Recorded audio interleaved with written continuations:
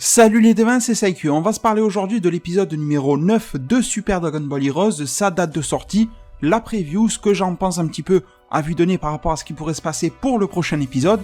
J'espère bien évidemment que vous avez pu jeter un œil à ma review de l'épisode numéro 8, vous me donnerez votre avis, etc. Pour ceux qui ne jureraient que par le canon de Dragon Ball, eh bien cette nuit assez tard, je vous ai proposé une vidéo de théorie, de débat sur le nouvel arc Dragon Ball Super avec Whis, Moro, etc. Donc j'espère aussi que vous pourrez y jeter un petit œil là-dessus. Mais sinon, le sujet d'aujourd'hui, c'est l'épisode numéro 9 de Super Dragon Ball Heroes. Je vais remercier le site dragonballsuper-france.fr qui nous a traduit les informations du site officiel de Super Dragon Ball Heroes, qui détient le synopsis du prochain épisode, le numéro 9, avec la suite de Goku Daishinkan, de Jiren vs Kamba et ce genre de choses, et ainsi que sa date de sortie. Donc, plus de suspense, l'épisode numéro 9 sortira le 7 mars 2019. Et ça sera comme d'habitude sur la chaîne officielle de Super Dragon Ball Heroes. Cette chaîne YouTube est bloquée quand il s'agit des épisodes de Heroes parce qu'ils ne veulent pas, en fait, en théorie, que ça arrive en Occident, etc. Il y aura toujours 2-3 sites qui se débrouilleront pour faire sortir les épisodes depuis le Japon. Ça, ce n'est pas moi qui vous en parlera sur ma chaîne YouTube. Étant donné que c'est illégal, je vous laisse vous débrouiller avec cela.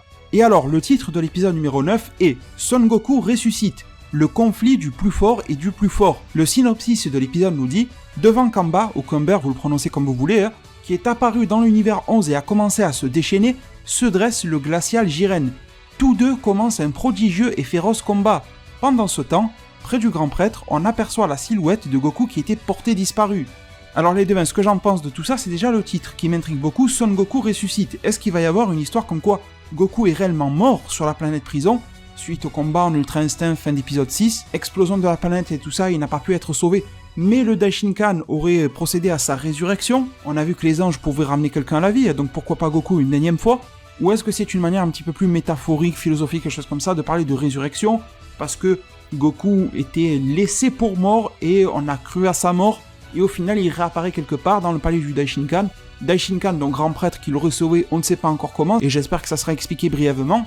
Donc voilà, je me demande est-ce qu'il faut prendre ça réellement mot pour mot, littéralement, ou est-ce que c'est un petit peu plus au sens figuré? Ensuite, le conflit du plus fort et du plus fort. Je pense que la deuxième partie du titre nous tease justement le Jiren face à Kamba. Et par rapport à ce combat-là, j'ai aussi des choses à vous dire. Donc par rapport au synopsis de manière générale, eh bien pour le Jiren contre Kamba, je pense pas qu'il y ait des tas de solutions. Je vais pas réinsister sur ce que j'ai déjà dit dans ma review, mais brièvement, l'idée de base que j'avais, c'était de vous dire que gagnera celui pour lequel Heroes veut vendre des cartes en fait à l'effigie du personnage au Japon. C'est-à-dire que si Bandai Namco a de nouvelles cartes à vendre sur Jiren, ils feront gagner Jiren, et s'ils ont de nouvelles cartes sur Kamba, ils feront gagner Kamba. Et le truc les devins, c'est que sachez qu'il va y avoir de nouvelles cartes pour les deux, aussi bien pour Jiren Full Power que pour Kamba, qui va dépasser encore ses limites, qui va aller au-delà de ce qu'il peut faire.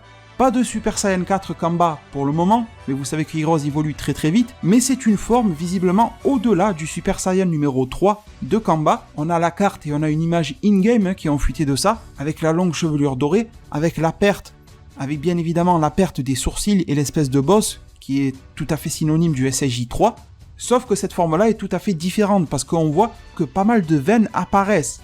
On ne sait pas encore exactement comment sera appelée cette forme-là, quel nom vont-ils lui donner. On attend de voir sortir les cartes et tout ce qui va avec, mais sachez que ça va être une sorte de, entre gros guillemets, c'est juste pour vous faire comprendre, de Kamba Super Saiyan 3 Full Power, de Kamba Super Saiyan 3, peut-être pourquoi pas Ikari. Ikari, ça veut dire furieux. Il a l'air bien furieux là-dessus, donc pourquoi pas une énième itération du Ikari. Après Trunks, après Broly, pourquoi pas lui. Les devins, petite information mise à jour que je rajoute dans cette vidéo-là concernant cette transformation de Kamba, j'étais très sûrement en train de vous dire qu'on n'avait pas réellement d'indication sur le nom de la forme ou ses capacités ou quoi.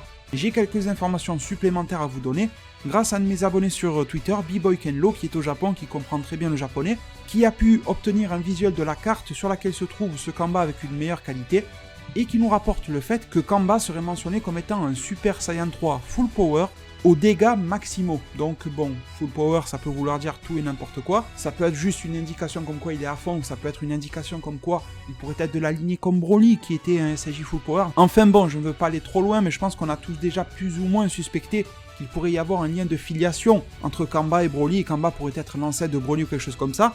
En tout cas, ça me fait plaisir parce qu'au moins vous avez l'information la plus complète et correcte possible dans cette vidéo-là. Et on aurait une double opposition de Jiren Full Power, avec son tas de veines qui apparaît sur le front, et on aurait Kamba au-delà du SSJ 3 avec ces tas de veines qui apparaîtraient sur le front. Ça serait un combat de veines absolument épique. Mais bon, l'autre proposition également que j'aimerais vous dire par rapport à ça, et la dernière chose, juste avant de vous reparler de Goku et du Daishinkan, c'est tout simplement que juste à côté de ce combat-là, nous avons Toppo. Et que la situation, bien que Jiren et Kamba aient chacun une nouvelle carte qui vont sortir, semble nous montrer que Heroes préfère vendre du Kamba que du Jiren. Parce que ça plaît plus au public, c'est plus vendeur, ça appelle plus le client, quoi. Donc je me suis dit que, étant donné que le Toppo à côté n'est pas mort, il est juste KO au sol, eh bien pour avoir une nouvelle mise en avant de Kamba, je vous avais donné mon avis comme quoi, si Kamba évoluait encore au-dessus de ce qu'il a déjà prouvé, je vous rappelle que quand même, Kamba, il s'est farci en très peu de temps, je vous laisse imaginer la quantité d'énergie que ça demande, du Végéto Blue Kaioken, du Végéto SSJ4, et j'en passe, jusqu'à faillir face à Goku Ultra Instinct, mais il lui en a fallu des tas. Je ne sais pas si on a déjà vu un adversaire se prendre autant de choses dans la tête avant de s'incliner. Alors imaginez si Kamba va encore au-delà de ce qu'on connaît, ça sera sûrement une montagne insurmontable, même pour l'ultra puissant Jiren. Et bien justement, à ses pieds, à ses côtés se trouve le fameux Toppo qui pour le moment mord la poussière, mais vous savez très bien ce qu'a donné Toppo qui était prêt à mordre la poussière dans le tournoi du pouvoir. Il a eu droit à un dépassement de ses limites, il a brisé sa coquille lui également, et vous vous rappelez tous très bien que ça a donné lieu à un Toppo en mode Akaishin. Donc j'imagine bien, ça risque de faire parler, de faire polémiquer, mais un type de scène dans lequel on aurait Jiren et Toppo qui seraient en 2 contre 1 face à Kamba. Jiren full power, Toppo mode Akaishin face à Kamba. Alors certes, vous allez me dire que ça ne ressemble pas au mode de pensée de Jiren, de faire du 2 contre 1, etc.